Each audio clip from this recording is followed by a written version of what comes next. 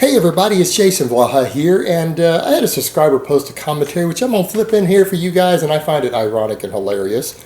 He's basically telling me that me saying that bodybuilders don't need 10 meals a day because I'm talking about athletes is just ridiculous, and I shouldn't confuse athletes and bodybuilders. I'm glad someone finally makes that point because bodybuilders are not athletes. I love that someone else understands that.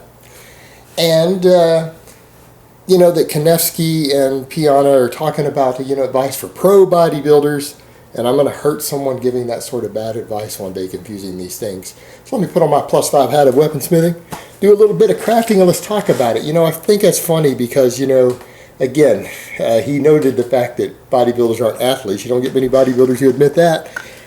He also is talking about Piana and Konevsky giving advice to pro bodybuilders. Neither one of them are pro bodybuilders. I don't think either one of them have trained pro bodybuilders. So I don't understand, where that's coming from, that using what they're doing as advice to pro bodybuilders, and talking about that me getting advice for athletes confused with pro bodybuilders is going to hurt someone someday. Actually, anyone giving anyone advice to go into pro bodybuilding is going to hurt anybody, because that's probably the single worst health and fitness advice you could give somebody. Hey, go try to go into pro bodybuilding, because using mind-boggling amounts of anabolic drugs and then starving yourself down to emaciated levels of body fat is totally healthy, right?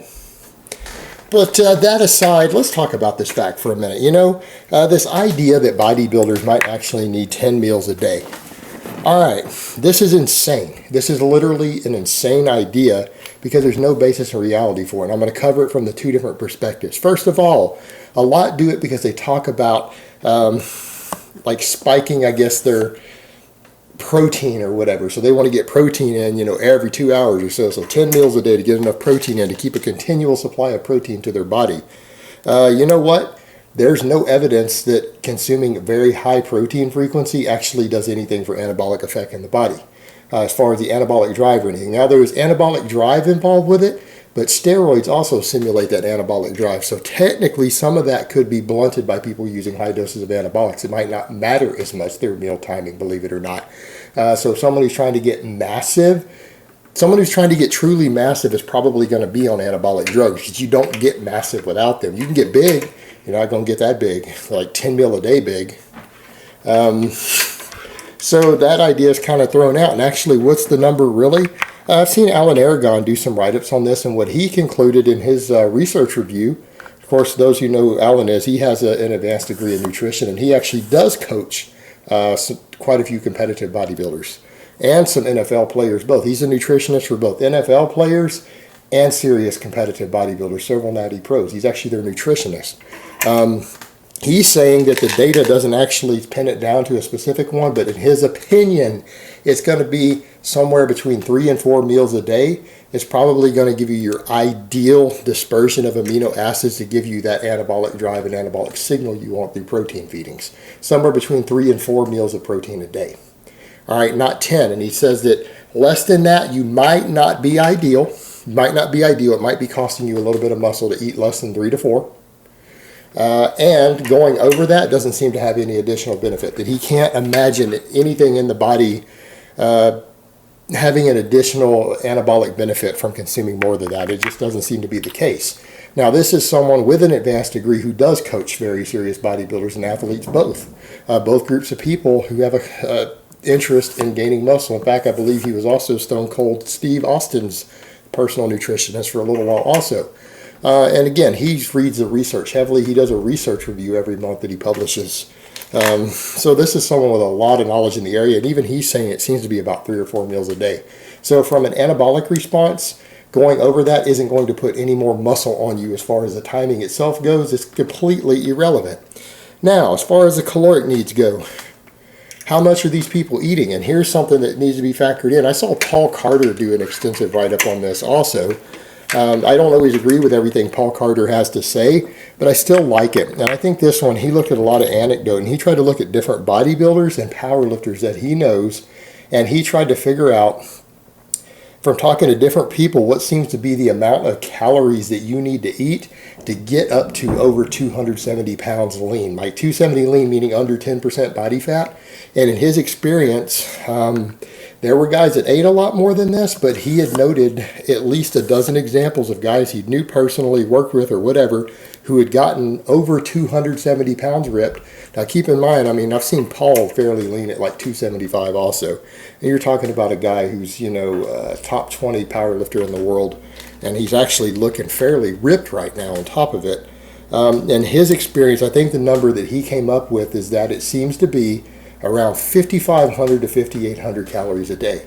And that anything beyond that didn't seem to actually be necessary. That seemed to be kind of the baseline that guys needed who were training, you know, obviously correctly on drugs, everything else to get that big. That it seems to be right in that range, seems to be kind of the minimum that guys need to reach that number. And anything beyond that is just not really helpful. But they're probably not gaining any additional muscle no matter how many drugs they take until they get up close to 300 pounds while being very, very lean. From consuming that much. So guys who are getting to 270 plus, in that 270 to I think to like 290 range, I think he had said that they seem to be able to do it consistently, both powerlifters and bodybuilders alike, on somewhere up around, again, he said around 5,800 calories. So if guys are able to do that consistently, and again, he knew a lot of examples. And you guys need to remember, human metabolism doesn't vary as much as you think it does from person to person outside of body weight and physical activity. So that's to get to that sort of lean body weight. So it begs the question of, you really shouldn't need more than about 6,000 calories to get to that point. How big of meals are these guys consuming? Because they're saying, well, a lot of guys are like, well, I need that many meals to get that much food in. Really? You really need that many meals? You don't need more than 6,000 calories, even on a boatload of drugs, to get that big. You don't need more than that. You're not actually using it to build muscle at that point. So 10 meals a day at 6,000 calories is 600 calorie meals. Dude, 600 calories is a snack. All right, if you can't eat meals bigger than 600 calories, I'll put it this way. If you can't eat meals bigger than 1,500 calories, if the biggest meal that you could eat is 1,500 calories in one sitting every couple hours, 3 or 4 hours, 1,500 calories, you need to just give up your dreams of being over 270 pounds ripped. You don't have the appetite for it. If someone's needing to do something else, that's insane. 1,500 calories, 4 meals a day is 6,000 calories. That's the number you're at. But guys are like, well, how come guys like Rich or so-and-so eat more than that? They're eating more than they need. It's not actually helping them gain any more muscle. They're like, why aren't they gaining fat? Because they're on tons of tren and growth hormone. That's the thing you need to understand. At a certain threshold, these drugs at certain doses will stop you from accumulating body fat even if you overeat. That's been very, very well observed, particularly pharma-grade growth hormone. Well, Rich was on over 4 grams of gear while doing Bigger by the Day, and he was on very large amounts of pharmaceutical-grade growth hormone.